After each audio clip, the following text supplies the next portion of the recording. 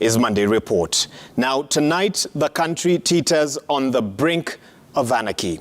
Days of potentially inflammatory utterances by senior government officials has resulted in the apparent targeting of a former head of state as mobs attacked and hindered the farm belonging to the family of former President Ruiru Kenyatta.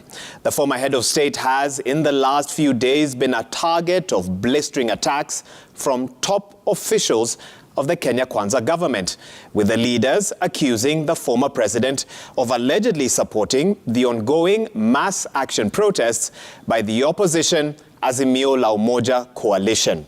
And in what appears to be a culmination of threats directed at the former president, mobs descended on the Northlands farm belonging to the Kenyatta family, plundering the farm, stealing animals, destroying buildings, and later this evening setting the farm on fire.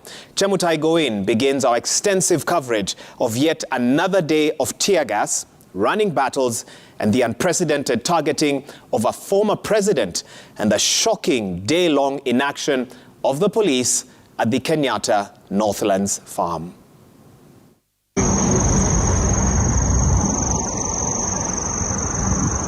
A burst of orange-yellow lights the skyline tonight at the Northlands farm. Northeast of the capital, Nairobi, a section of the farm is on fire in a signature climax of an unusual incident there. Earlier in the day, the scene was reminiscent of the infamous invasion of the white farms in Zimbabwe. Marauding goons plundered at will. This is the Northlands farm belonging to the family of former President Ruiru Kenyatta, situated in Ruiru along the Eastern Bypass. This is the capital of the vast Kenyatta business empire and hosts, among other businesses, the giant Brookside milk processing plant. The farm is also home to a substantial amount of livestock. Goats and sheep provided ironic fodder for the looters who ferried the animals here by all means they could. Along the road, buyers made a kill from the rare prices for premium meat. Some sheep were sold for as low as 1,000 shillings. Some of the animals appear to pass out, probably out of shock. Armed with machetes and power saws, the goons broke into the farm by tearing down the fence along the Kamakis Road. The armed youth cut down trees. Private security officers at the property, hopeless and overpowered. The absence of the national police was conspicuous. The police were nowhere at the onset of the attack on the Kenyatta property, and they studiously kept off the rest of the day. According to the farm manager, 1,400 sheep and goats were stolen, stores were vandalized, boreholes were destroyed, and the farm's irrigation system was taken apart. There are no reports of any injuries of workers or staff at the farm. In the country's 60-year independence history, the raid comes unprecedented. Former President Ruiru Kenyatta has been a target of severe attacks from the officials of the new administration, as high up as the Deputy President Rigathi Gachagua and Majority Leader Kimani Ichung'wah. The former head of state has lately been subjected to claims of allegedly funding the ongoing Azimio la Umoja mass protests. Usipoheshimu mali ya watu wengine. Sisi wa Kenya wa hapa Mount Kenya tuko na maswali mingi ya zile mashamba kubwa kubwa mumejishikia, tukianzia na hapo Thika Road Nairobi, hapo Ruiru.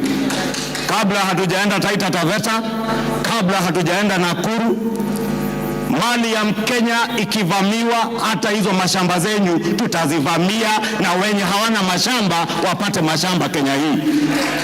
Musifikiri ati wananchi wa kawaida ndio watapoteza mali. Even you will pay a price if you continue to instigate violence and bloodshed in this country.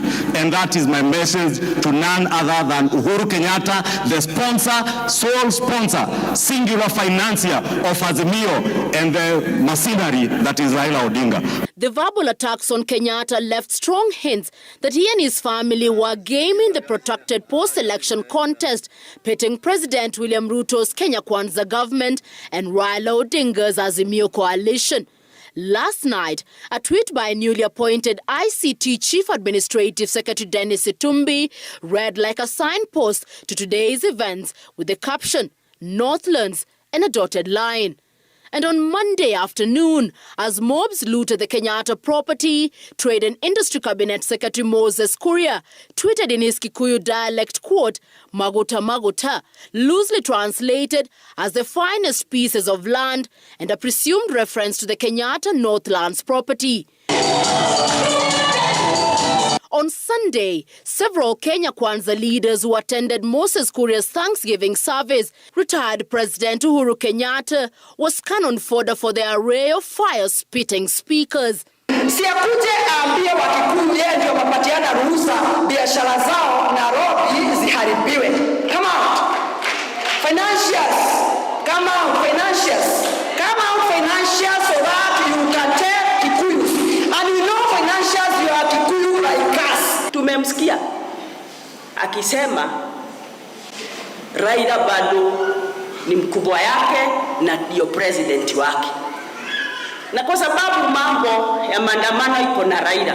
Uhuru, are you with Raila in maandamano?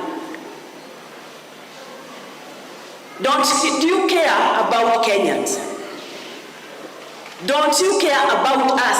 Biashara shito igithuka. Mimi nimekuwa waziri tu miezi 4 peke yake na hiyo kuzunguka dunia yote. Na umeanza kutuambia tushukishe bei ya unga na wewe ni ile tu ulikuwa umeweka juu. Tafadhali jameni, tunakuheshimu, hatuna umbana na wewe, na wewe pia utuachie hiyo mzee yako. Hii mzee yako unajua wewe ndio uko na remote control. Wewe zima hiyo remote bwana. Zima hii remote kwa sababu ile biashara inaharibika, ni biashara ya watu wangu. The rhetoric, the social media postings, and the loud silence and absence of the police made for a disturbingly harmonious pattern that let goons loose on the property of a former president of the republic. Chemutai Goin, Citizen TV.